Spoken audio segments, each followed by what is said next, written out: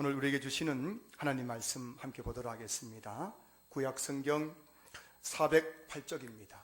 구약성경 408쪽 사무엘상 1장 1절에서 11절까지 말씀 보겠습니다. 사무엘상 1장 1절에서 11절까지 말씀.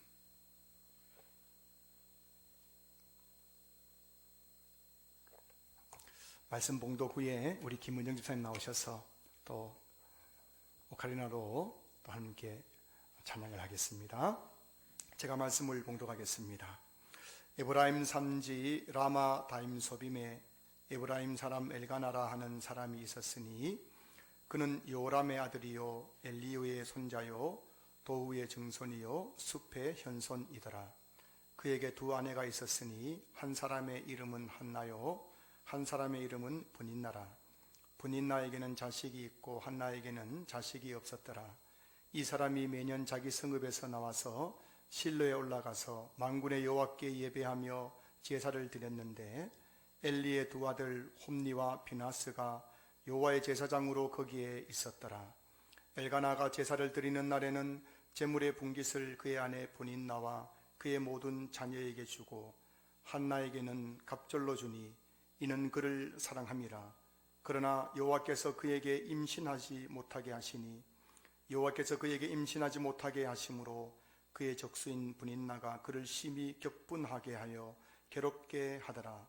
매년 한나가 여호와의 집에 올라갈 때마다 남편이 그같이 하매 브닌나가 그를 격분시키므로 그가 울고 먹지 아니하니 그의 남편 엘가나가 그에게 이르되 한나여 어찌하여 울며 어찌하여 먹지 아니하며 어찌하여 그대의 마음이 슬프냐. 내가 그대에게 10 아들보다 낫지 아니하냐 하니라. 그들이 실로에서 먹고 마신 후에 한나가 일어나니 그때에 제사장 엘리는 여호와의 전 문설주 곁 의자에 앉아 있었더라.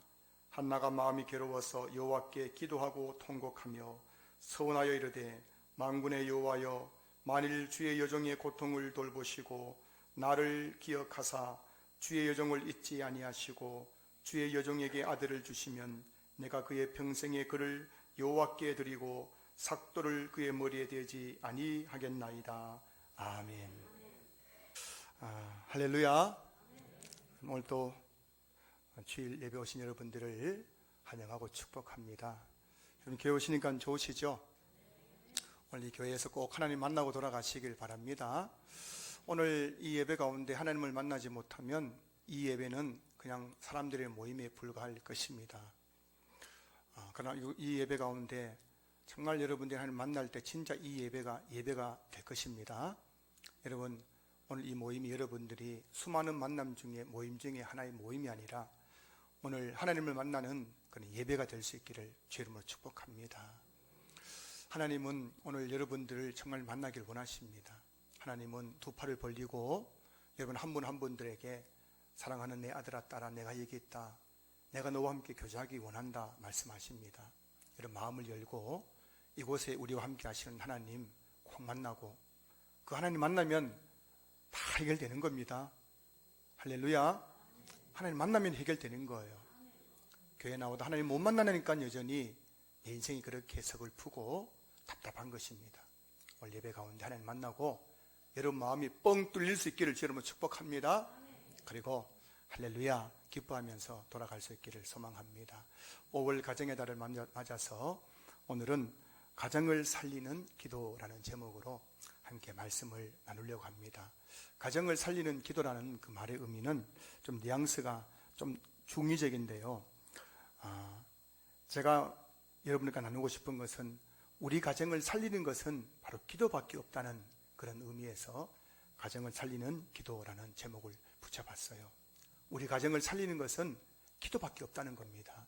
어떻게 해서 그런지 함께 말씀을 나누려고 합니다. 인류 역사상 가장 이상적인 가정은 에덴 동산의 아담과 하와의 가정이었죠. 아담과 하와는 하나님의 형상으로 지음받았기 때문에 하나님과 똑같이 거룩한 존재였습니다.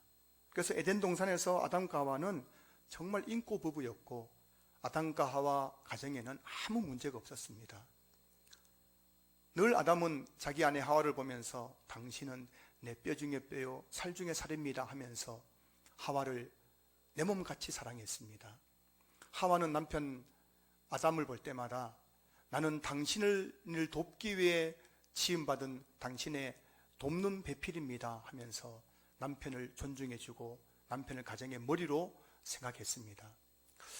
그래서 여러분, 에덴 동산에서 아담과 하와의 가정은 행복이 가득한 그런 집이었습니다. 아무 걱정이 없었습니다.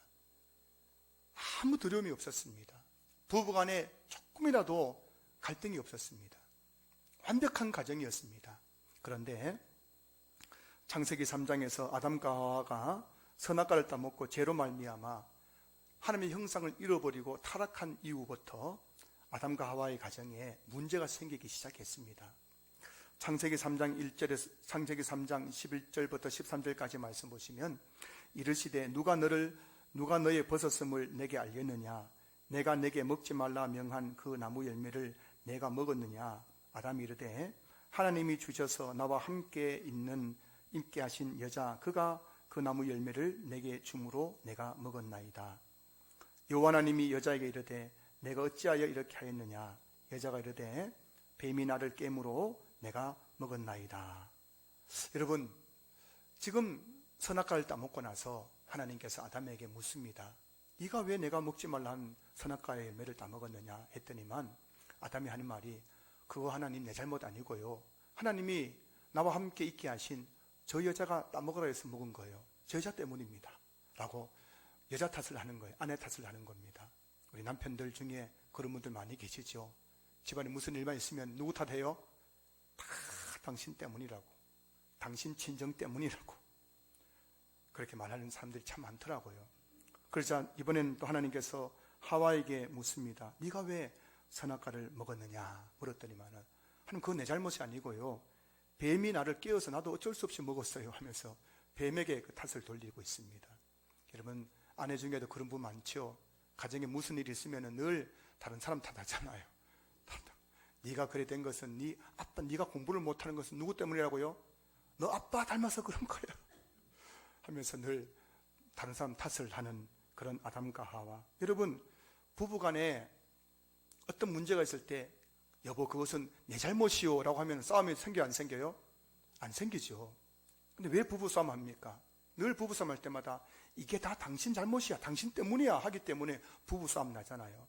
그 여러분, 오늘 이 창세기 3장 에덴 동산에서 쫓겨난 아담과 하와의 그 가정에 부부싸움이 있었을까 없었을까요? 굉장히 많았습니다. 이 굉장히 성경적인 이야기입니다.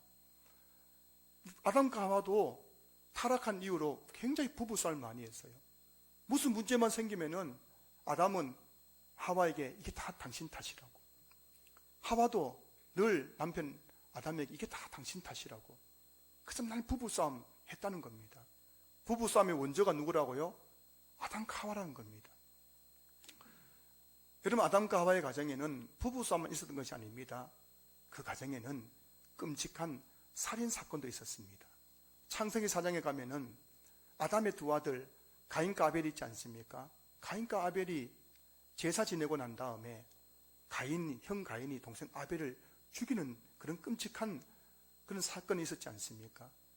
그 여러분, 아담과 하와 가정은 행복한 가정이 아니었습니다. 그 가정에는 부부 간의 갈등이 있었습니다.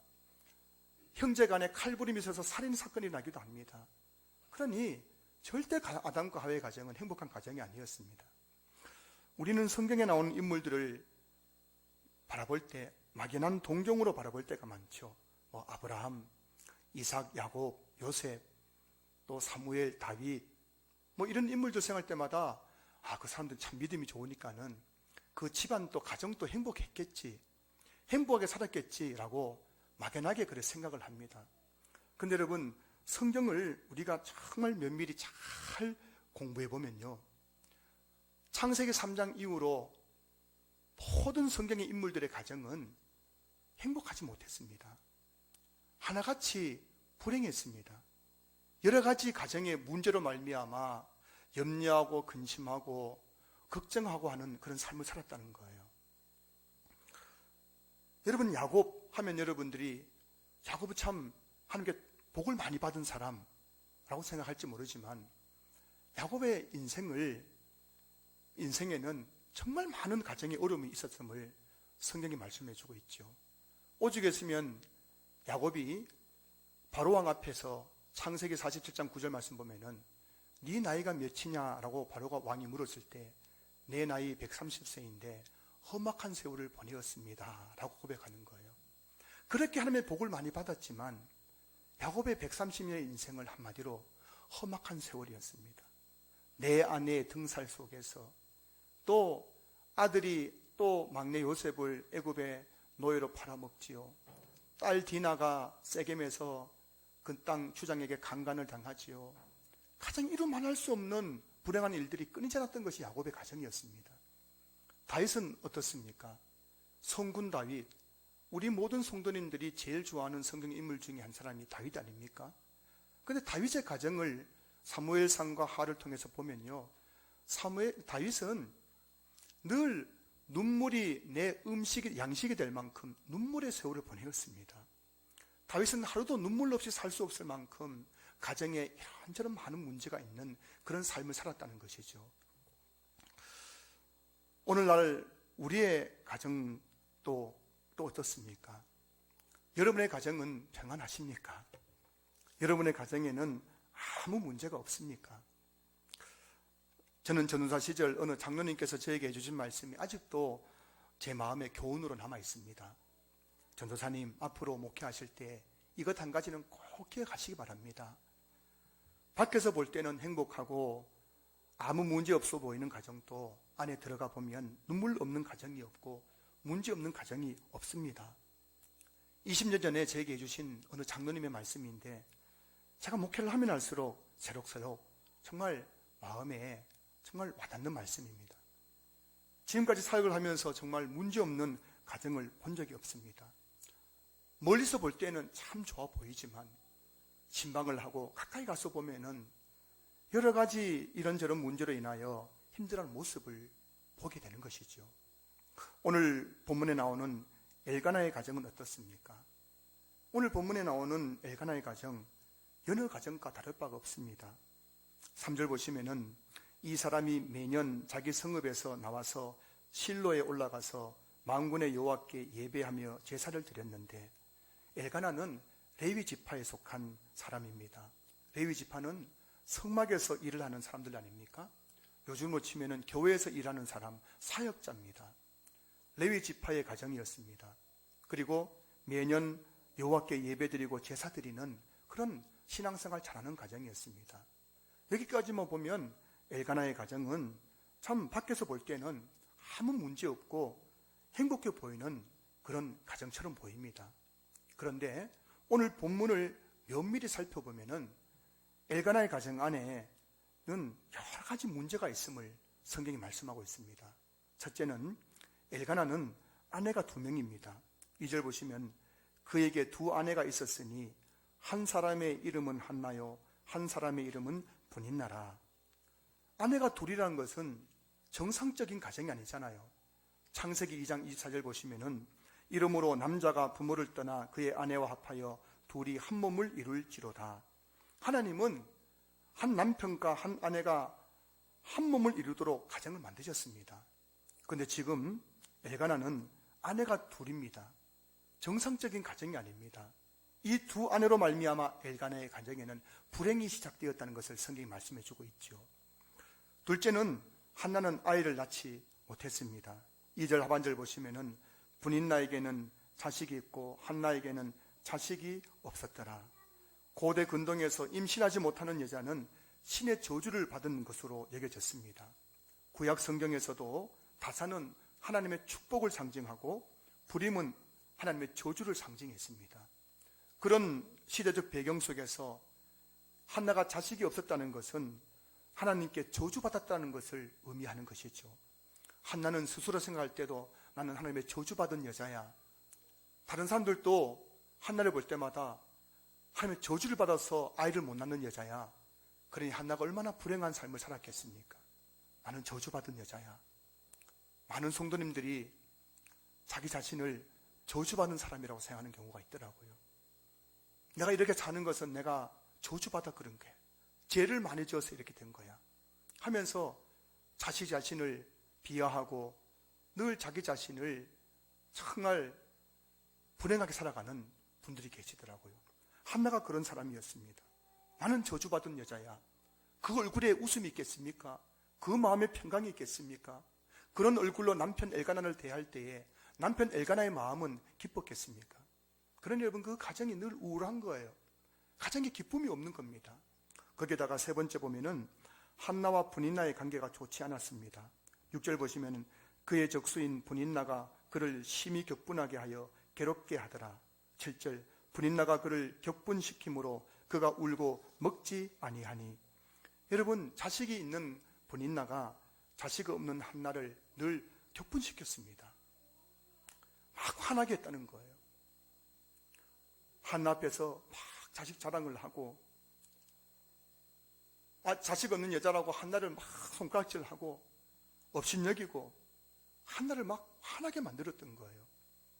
그러면 한나는 막 격분해가지고 울면서 음식도 먹지 않고, 이러니 집안이 하루라도 편한 날이 있겠습니까? 넷째는 이런 분위기에서 자란 분인나의 자녀들은 신앙적으로 바르게 성장하지 못했습니다. 4절 보시면은 그의 아내 분인나와 그의 모든 자녀에게 되어 있는데, 이 분인나에게는 여러 명의 자녀가 있었습니다. 그런데 오늘 성경에 보면은 그들 중에 단 하나도 성경에 그 이름이 기록되어 있지 않다는 겁니다. 여러분, 성경에는 구조학적으로 그리고 신앙의 어떤 우리에게 본을 보이는 사람들의 이름이 기록되어 있는 것이죠. 그런데 분인나에게는 여러 명의 자녀가 있었지만은 그들 이름이 성경에 하나도 기록되지 않았다는 것은 분인나의 자녀들이 신앙적으로 바르게 자라지 못했음을 암시해주고 있는 겁니다. 어떻게 보면 분인나의 자녀들이 엘가나의 속을 많이 썩였을 겁니다. 여러분 중에도 자식들 속 썩인 분 많이 계시죠? 자식이 속 썩여가지고 속이 까맣게 타신 분도 계시죠? 아마 엘가나도 성경에 다 기록하지 않았지만은 분인나의 이 자녀들 때문에 속이 까맣게 탔을 겁니다. 얼마나 속을 썩였는지. 엘가나는 레위 지파입니까? 성막에서 일하는 사역자 아닙니까? 그 집안의 자녀들이 예배도 안 드리고 말도 안 듣고, 그러니까 얼마나 엘가나가 속이 탔겠습니까? 오늘 본문에 나오는 엘가나의 가정은 레위 지파의 가정으로 겉으로 보기에는 아무 문제가 없어 보입니다. 이것은 마치 제가 여러분들의 가정을 멀리서 볼 때에는 다 좋아 보이는 거군요.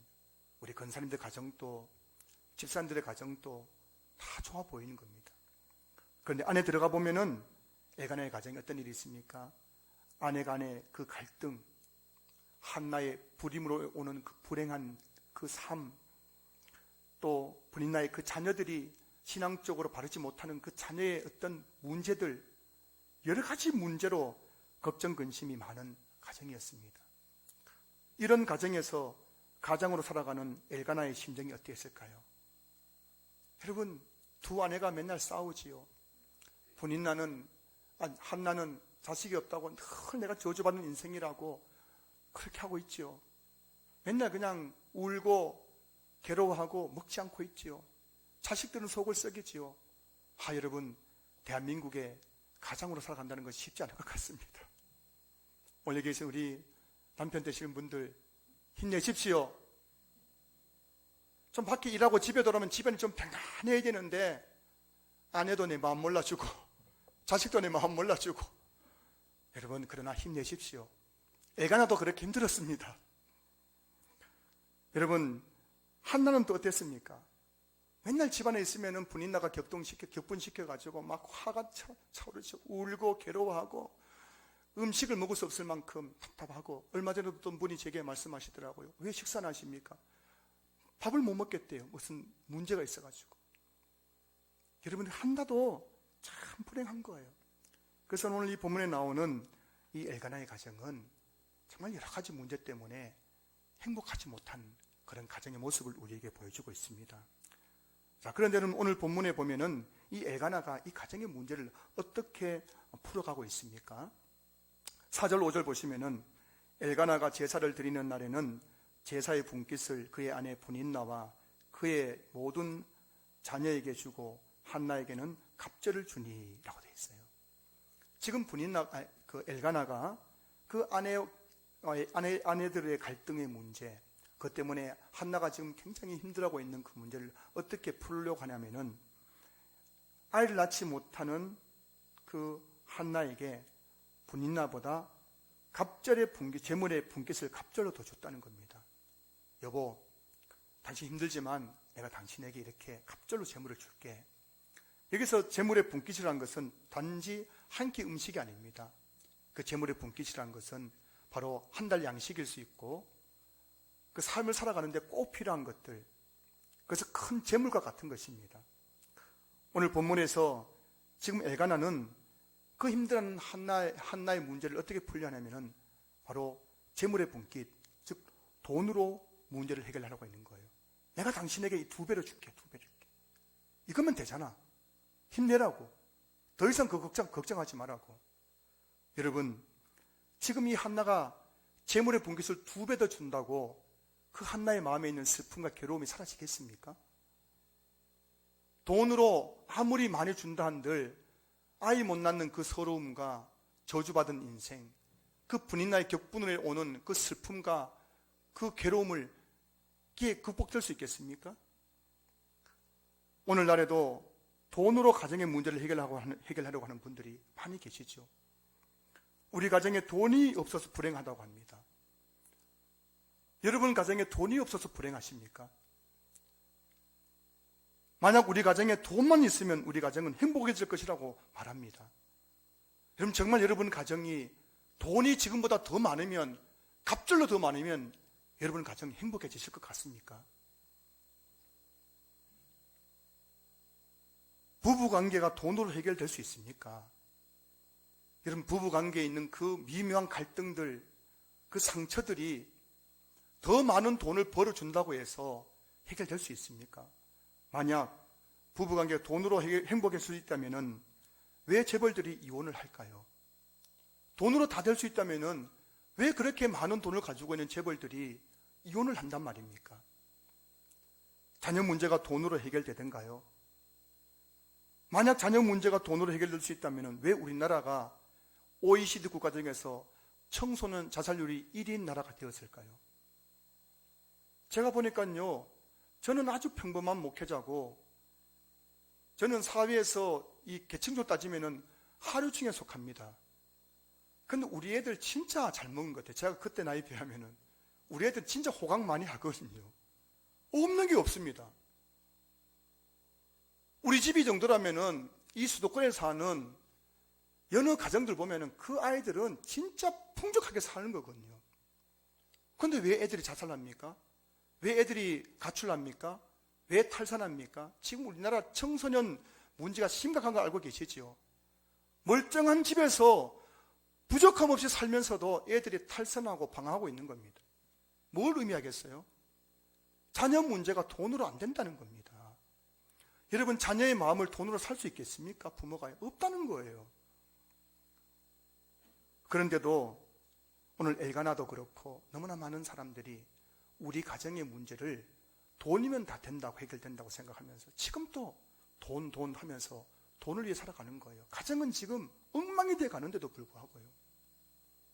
가정은 지금 무너지기 일보 직전인데도 돈만 있으면 된다고 돈을 위해서 밖으로만 돌아다니는 거예요. 여러분 중에 혹시 우리 가정에 돈만 많으면 아무 문제 없을 거라고 생각하는 분이 계신다면 이 시간에 여러분 그런 생각을 내려놓으시기 바랍니다. 가정에 있는 여러 가지 문제는 돈으로 해결되지 않는 문제가 얼마나 많은지 몰라요. 다음으로 엘가나는 한나를 위로함으로써 문제를 해결하려고 합니다. 8절 보시면은 그의 남편 엘가나가 그에게 이르되 한나여 어찌하여 울며 어찌하여 먹지 아니하며 어찌하여 그대의 마음이 슬프냐 내가 그대에게 10아들보다 낫지 아니하냐 하니라. 지금 그 엘가나가 그 한나에게 내가 당신에게 10아들보다 낫지 않느냐 하면서 그 안아주고 어깨를 도닥거려주면서 여보 힘내라고, 왜 그렇게 슬퍼하고 왜 그렇게 괴로워하느냐고, 내가 있지 않냐고 힘내라고 하면서 위로해주고 있는 모습을 보여줍니다. 물론 가정에 위로가 필요합니다. 남편도 위로가 필요해요. 아내도 위로가 필요하고 자녀도 위로가 필요하고 부모님도 위로가 필요한 분들입니다. 저도 나이 80 먹은 부모님들 찾아뵈어 가지고 이렇게 안아주니까요 흐느껴 우시더라고요. 얼마나 위로가 필요한지 몰라요. 가서 꼭 안아주니까요 우시는 거예요. 그만큼 위로가 필요한 시대를 살아가고 있습니다. 가정에 위로가 필요하죠. 그러나 여러분, 한나의 문제는 아이를 낳지 못하는 겁니다. 그것이 한나를 불행하게 만들고 그것이 브릿나와의 관계에서 그 갈등을 일으켰고, 그 엘가나의 위로가 작은 힘이 될 수 있을지 모르지만 엘가나 가정의 근본적인 문제를 해결할 수가 없었다는 겁니다. 남편의 위로를 받으면서도 여전히 한나는 울고 격분하고 음식을 먹지 못하는 괴로운 삶을 살고 있었다는 거예요. 7절 보시면은 그가 울고 먹지 아니하니 8절 어찌하여 그대 마음이 슬프냐 10절 한나가 마음이 괴로워서 한나의 슬픔과 괴로움은 돈으로도 남편의 위로를 통해서도 해결될 수가 없었다는 거예요. 여러분 아셔야 됩니다. 여러분의 가정의 문제는 돈으로 해결될 수 없다는 사실. 물론 때로는 아내가 남편의 위로를 바라기도 합니다. 남편이 아내의 위로를 바라기도 합니다. 그러나 여러분, 위로가 필요하지만 그 위로가 가정에 있는 문제를 근본적으로 해결할 수 없다는 것입니다. 그런데요, 그렇게 슬픔과 괴로움 속에서 살아가던 한나가 사무엘 2장에 가면은 완전히 분위기가 확 바뀌어버리는 사건이 납니다. 사무엘상 2장 1절 보실까요?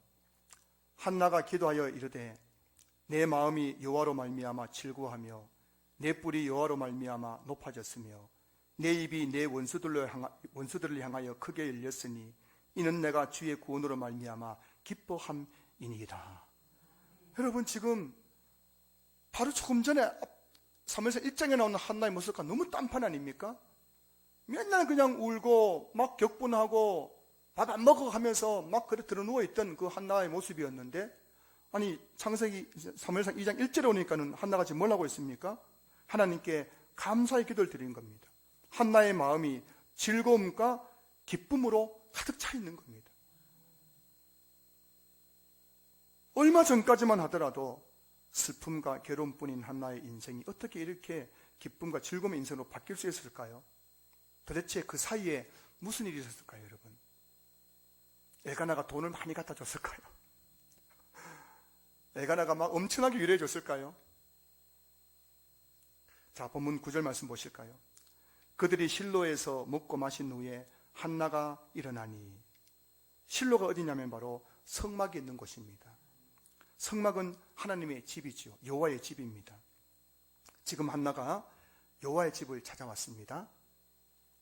속상해서 울고 슬퍼하고 괴로워서 음식을 먹을 수도 없었던 한나가 여호와의 집을 찾아온 겁니다. 자, 그리고 10절 말씀 보시면은 한나가 마음이 괴로워서 여호와께 기도하고 통곡하며, 아무리 해도 해결되지 않는 가정의 문제로 괴로워하던 한나가 지금 하나님께 기도하고 통곡하고 있습니다. 그리고 그 기도하면서 한나가 이런 소원을 합니다. 11절 만군의 여호와여, 만일 주의 여종의 고통을 돌보시고 나를 기억하사 주의 여종을 잊지 아니하시고 주의 여종에게 아들을 주시면 내가 그의 평생에 그를 여호와께 드리고 삭도를 그의 머리에 대지 아니하겠나이다 하면서 지금 이 한나가 하나님 앞에 자기 문제를 내놓고 기도하기 시작했다는 겁니다.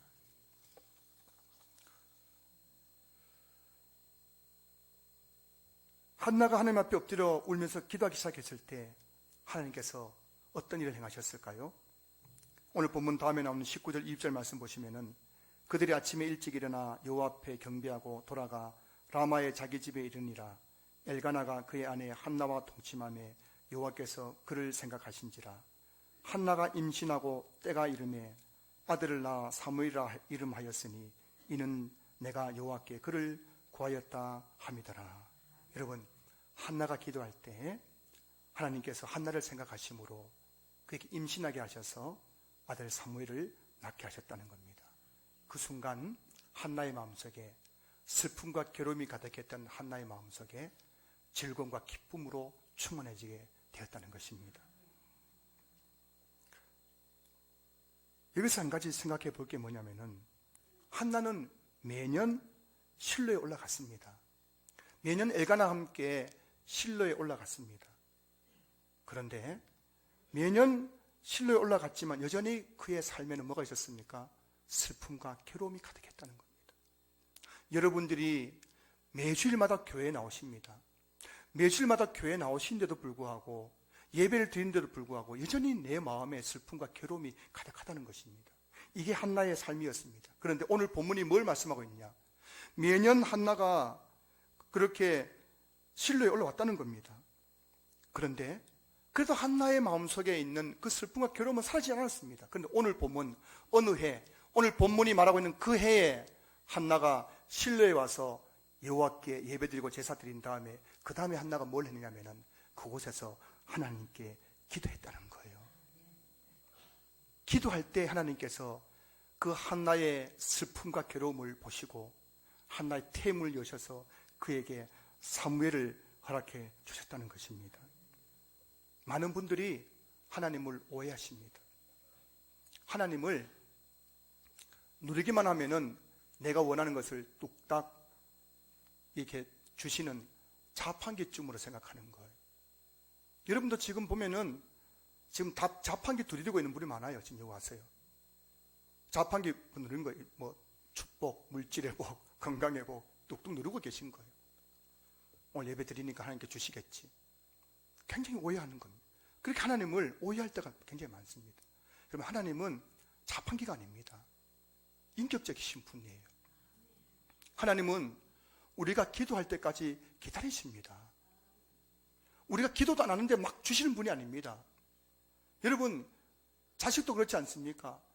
자식이 원치 않는데 막 줘보세요. 그 자식 반드시 망합니다. 오늘 저와 여러분들이 이곳에 와서 앉아있다고 예배 드린다고 내 문제가 다 해결될 것 같으면은 이 세상에 교회 안 다닐 삶이 어디 있겠습니까? 교회만 가면 다 문제 해결되고 집안이 잘 된다면은 누가 교회 안 다니겠어요? 근데 왜 사람들이 교회 안 나옵니까? 교회 가봐도 니나 내나 다 똑같아. 교회 안 나오는 거잖아요. 여기 앉아있다고 되는 게 아니란 겁니다.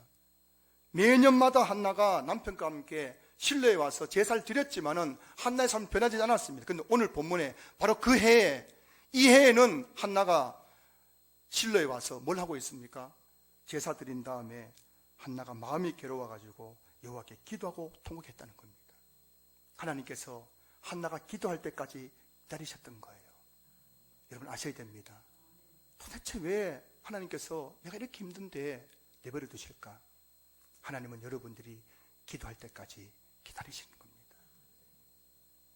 밥 먹을 때 잠시 그냥 눈 감고 하나님 맛있는 거 주셔서 감사합니다, 이런 기도가 아니고요, 한나처럼 기도하고 통곡하며, 여러분 한 번이라도 정말 내가 너무 서러워서 복받쳐 나와서 서름이 복받쳐서 통곡하며 기도해 보신 적이 어느 때이십니까?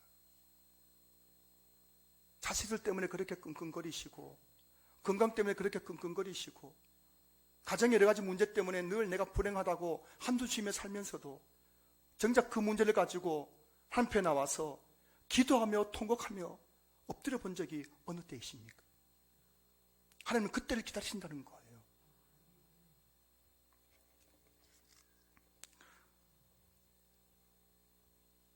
여러분, 투자 중에 최고의 투자는 기도의 투자라는 걸 여러분 믿을 수 있길 여러분 축복합니다. 주식 투자해가지고 손해본 사람들 많이 계시죠. 아마 우리 성도들 중에도 주식 투자해가지고 보신 분 꽤 있을걸요. 저는 뭐 해본 적이 없지만은. 로또 복권 사가지고 여러분 돈 날리신 분도 많을걸요. 로또 복권 산 돈만 다 모으면 벌써 집 한 채 사셨을걸요. 근데 여러분, 기도에 투자하면은 절대 손해보지 않는 줄로 믿습니다. 하나님은 지금도 저와 여러분들이 우리 가정을 다 알고 계시잖아요. 그렇게 힘들어하는 모습 다 알고 계시잖아요. 왜 내버려 두시는 걸까요? 하나님은 여러분들이 정말 그 문제를 가지고 하나님 앞에 나와서 기도하고 통곡할 때까지 기다리고 있다는 사실을 여러분 잊지 마십시오. 이전 교회에서 어느 성도님이 울면서 저를 찾아오셨어요. 여담으로 드리자면 제가 좀 용하다고 소문이 났었거든요. 용하다고. 저를 찾아오셔서 목사님 어떻게 할지 모르겠대요. 남편과 관계는 점점 멀어지는 거예요. 남편은 이혼을 요구합니다. 집에 안 들어와요, 남편이. 애들이라도 좀 말 좀 잘 들었으면 좋겠는데 애들은 더 삐뚤어지는 거예요. 점점 엇나가는 거예요. 거기다가 남편의 사업이 잘 안 되지 않아가지고 빚은 점점 늘어나는 거예요. 어떻게 할 수가 없는 거예요. 그 저를 찾아오셨어요. 목사님, 이거 어떻게 해야 됩니까? 어떻게 하면 그 문제 해결할 수 있을까요? 제가 그 집사님에게 한 10억쯤 주면 그 집사님 부부관계 회복될 수 있을까요? 자식들이 돌아올까요? 제가 그분을 막 등을 두드리면서 위로하면 그분이 정말 회복될 수 있을까요? 제가 말씀드렸습니다. 집사님, 지금은 정말 기도할 때입니다. 기도할 때예요, 집사님. 기도 자리를 나오십시오. 그랬더니 그분이 뭐라 하는지 아십니까? 목사님, 저도 다 합니다. 안 돼요. 근데도 기도하지 나오지 않으시더라고요. 여러분, 기도를 않는 것하고 기도하는 건 다른 겁니다. 기도하면 응답 받는다는 건 누가 모릅니까, 여러분? 여러분, 기도하면 응답 받는 줄 믿습니까? 다 아멘 하시잖아요. 근데 우리 중에 과연 몇이나 새벽기도 나오세요? 수요 기도에 금요기도에 나오십니까? 기도를 아는 거하고 기도하는 거 다른 겁니다. 한나가 여러분 기도 몰랐겠습니까? 그렇게 많은 세월 매년마다 실로에 와서 하나님께 예배 드리면서도 기도를 몰랐을까요? 그렇게 울고 불면서도 기도하면 응답받는 걸 알면서도 기도하지 않았다는 겁니다. 근데 오늘 이 본문에 그 해에는 한나가 너무너무 괴로워서 하나님 앞에 엎드려 기도하고 통곡했을 때 하나님께서 한나를 생각하시고 그 태문을 여시고 사매를 주셨다는 것입니다. 여러분, 혹시 여러분들이 착각하고 계신지 모르겠어요. 여러분이 기도하는 것을 가지고 기도한다고 착각하는지 모르겠습니다. 기도를 아는 거하고 기도하는 건 다른 겁니다. 하나님은 여러분들이 기도를 안다고 해서 여러분 기도를 응답해 주는 게 아니에요. 여러분들이 기도할 때 응답해 주시는 줄로 믿습니다.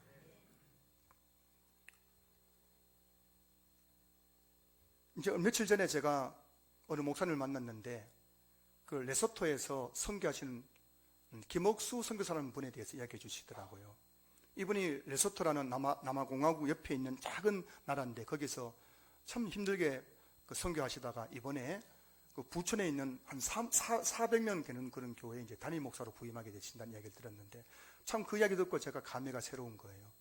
왜냐하면 제가 그 어머니를 알고 있거든요. 제가 전후자 시절 대구에서 사역을 할 때 그 어머니가 배정자 집사님이셨는데 이분의 가정이 어떤 가정이냐면은 남편이 상이용사입니다. 아마 그 월남전인가 가가지고 다쳐가지고 상이용사인데 이분이 그 이제 몸이 안 좋으니까는 맨날 술을 먹는 것을 그 남편이 술을 먹고 맨날 그냥 아내를 구타하고 자식들 막 욕을 하고 자식들 막 집을 내쫓고 그런 가정이었습니다. 그 이 집사님은 그 대구 서문시장에서 이제 호떡 장사, 길가에서 호떡 장사 하시는 분이었는데 부침개하고 이렇게 파시는 분이었는데 그래서 이제 그런 얼마나 어려워. 집에만 오면 남편이 막 술 먹고 막 때리고 쫓아내고 애들도 집에 못 붙어 있고 그러니까 아들이 둘이었는데 큰아들이 그 아빠 때문에 아버지 때문에 반항을 해가지고 그 어떤 범죄를 저지르고 교도소에 가게 되었습니다. 그 둘째 아들도 그 아버지에 대한 원망의 마음이 너무 커가지고 정말 제가 지켜봤을 때 가정이 이게 정상적인 가정이 아니었습니다. 근데 이 집사님은 무슨 재미를 사셨냐면은 하루에 아침에 그 밀가루를 반죽해가지고 시장에 가서 부침개를 팔고 호떡을 팔고 다 마치고 어디 오냐면은 교회 오는 거예요. 교회 와서 늘 교회 그 마루로 된 그 예배 기도실에서 그냥 주야장창 기도하는 거예요.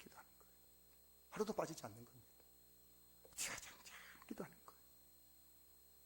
남편을 놓고 기도하고 교도소 간 아들을 놓고 기도하고 삐뚤어진 둘째를 놓고 기도하고 기도했는데, 그럼 지금 어떻게 된지 아십니까? 그 큰아들은 대구에 있는 영남대 교수가 됐어요.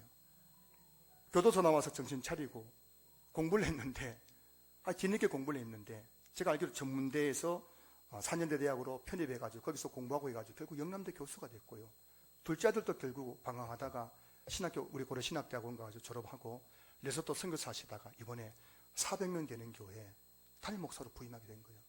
그 권사님이 이제 배정자 권사님이 되신 분인데, 여러분, 이 권사님 참 한 것이라고 뭐밖에 없냐면, 한 것이라고는 기도한 것밖에 없었어요. 얼마나 지금 가정이 불행했겠습니까? 남편 맨날 집에 오면은 술에 취해가지고 폭언을 행하고 때리고, 그런 가정에서도 이 권사님이 한 것은 기도밖에 없었습니다. 여러분, 기도가 가장 위대한 것입니다. 여러분이 할 수 있는, 여러분이 가정을 위해서 할 수 있는 가장 위대한 일은 밖에 나가서 열심히 일해서 더 많은 돈을 벌어오는 것이 아니라, 여러분들이 가정을 위해서, 남편을 위해서, 아내를 위해서, 자식을 위해서, 부모를 위해서 눈물로 기도하는 것만큼 위대한 일이 없는 거예요.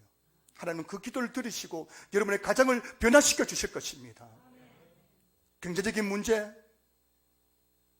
자식의 문제, 불임의 문제, 여러분, 한나가 기도하고 통곡할 때 불임이었던 한나의 태를 여셔가지고 사무엘을 주셨습니다. 죽을 병에 걸려가지고 죽음을 앞에 둔 히스기야가 기도하고 통곡할 때 하나님께서 그를 치료하시고 15년의 생명을 인정해 주셨습니다. 어머니 모니카가 기도하고 통곡할 때 10대 시절부터 술과 여자와 이단에 빠져있던 어거스틴이, 그렇게 방황하던 그 아들 어거스틴이 정신을 차리고 돌아와서 기독교에서는 가장 위대한 신학자 성 어거스틴이 되었습니다.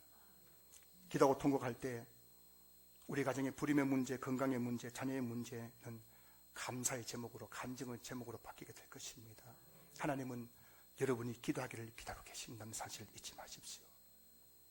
교회 와가지고 그냥 잠시 눈 감고 졸 듯 말 듯 하면서 내뱉는 그런 기도가 아니라, 하나님 아니면 나는 살 수 없습니다. 기도하고 통곡하면서 눈앞에 엎드릴 때에 여러분들 생각하실 겁니다. 여러분의 가정을 생각하실 것입니다. 그 여러분의 가정에 놀란 일을 행하실 것입니다. 오늘 결론적으로 한나의 이 엘가나의 가정을 살린 것은 바로 한나의 기도였습니다. 슬픔과 괴로움이 가득했던 한나의 인생, 그 가정에 기쁨과 즐거움이 충만하게 된 것은 바로 한나의 기도였습니다. 사랑하는 성도 여러분, 실로로 나오십시오. 여호와의 집으로 나오십시오.